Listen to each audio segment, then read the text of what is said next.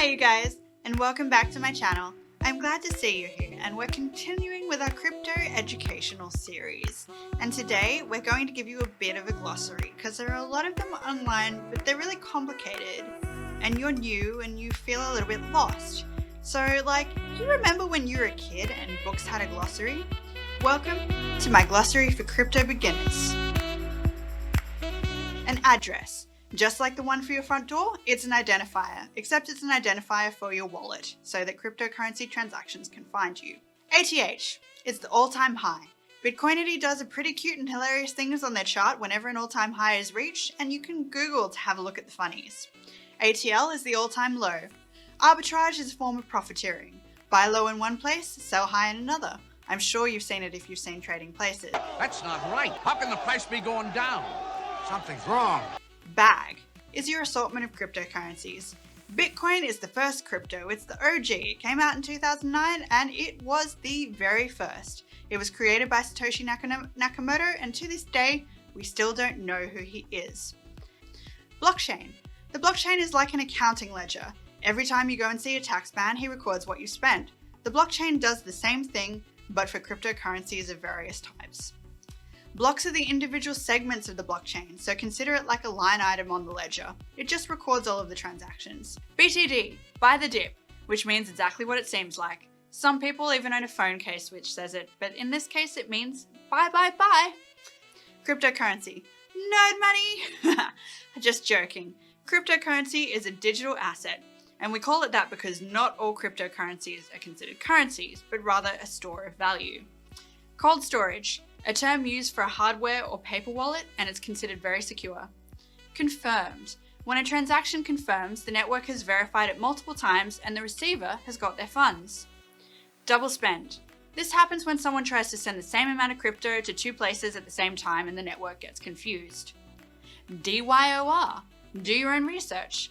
Look, I hear this one a lot, and I think you should always be wary of anyone guaranteeing any investment with "I did my research." You want objective data, not feelings. ERC20. It's just a standard, like USB-C is for a computer. It's just a definer for all tokens on the Ethereum network, which is an altcoin. Escrow. It means you have a middleman to hold the funds in a trade. An exchange is a platform people use to buy and sell crypto, like Coinbase, or Cryptopia was, or Kraken is. Fiat is government legal tender, so like the USD. FUD is fear, uncertainty, and doubt, and you hear it a lot in altcoin groups where people accuse other people of FUDding, meaning they're saying things that are non-positive. A Genesis block is the very first block mined on a blockchain. A hardware wallet. It's similar to a USB device, and it's a way to store your crypto safely and securely. Ledger is one type. HODL. Hold on for dear life. So it just means to hodl your bag, and you should know what that means, I just told you. ICO. It stands for an initial coin offering. Ledger is a record of financial transactions. Liquidity refers to how easily a coin can be sold without affecting what the market price is. High liquidity coins are often considered more viable. Mining. Mining is the term we use to verify transactions on any cryptocurrency network. Miners are rewarded for verifying the truth of a transaction and supporting the network.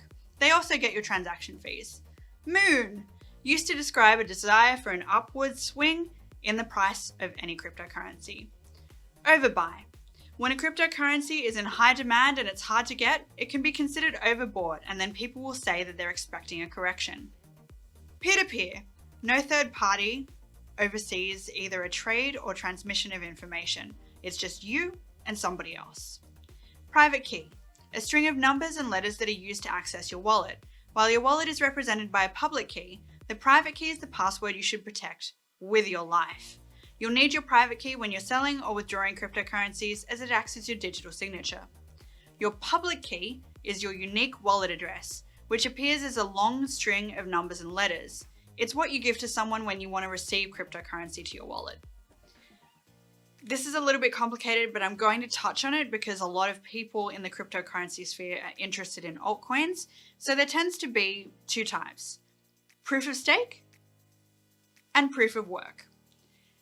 So they're alternatives to each other. So proof of stake caps the reward given to miners for providing their computational power to the network at that miner's investment in the cryptocurrency. So you cannot receive a higher reward than what you own in that cryptocurrency. So if you only own 3 coins, the most you can ever receive 3 coins. That system encourages miners to stick with a certain blockchain rather than converting their rewards to an alternative cryptocurrency. Proof of work, however, has the miner show that their computer contributed effort to approve a transaction. So the miner is rewarded simply for using their computational power to verify your transaction.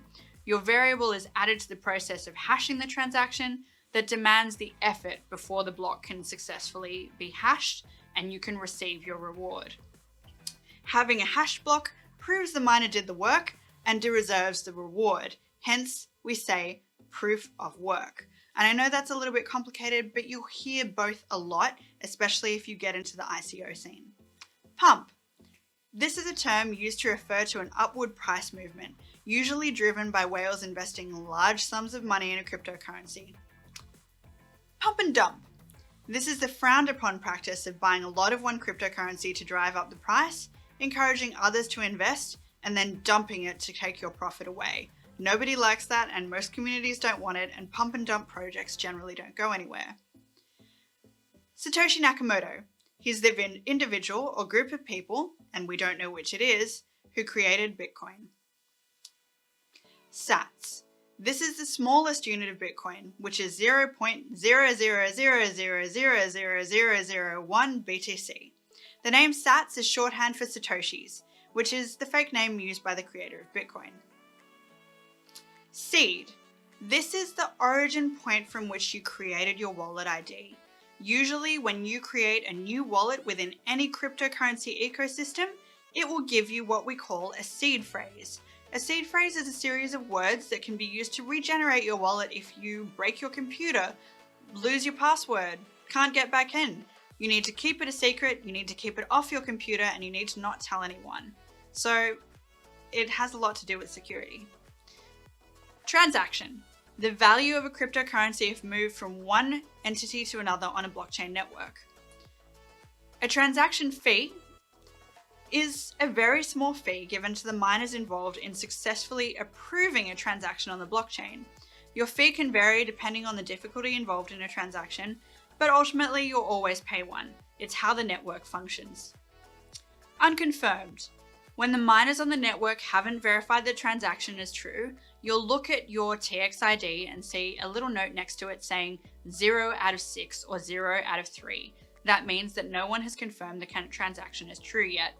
And finally, a whale. A whale is a term used to describe extremely wealthy investors and people who get into cryptocurrency and buy enormous amounts of it so that they have enough funds to manipulate the market. You'll see it in Bitcoin millionaires, and you'll see it occasionally when massive buys or sells are executed within smaller cryptocurrencies. I hope this helped you. I did actually write an original one that was way more complex, and then I started looking at it and I realized that no one would understand. So I really hope that this is simple and easy. And if there's anything I've said that doesn't make sense, drop a comment below. If there's something you don't understand, tweet me, and I would be very happy to give you an answer. Thanks, guys. See you next time.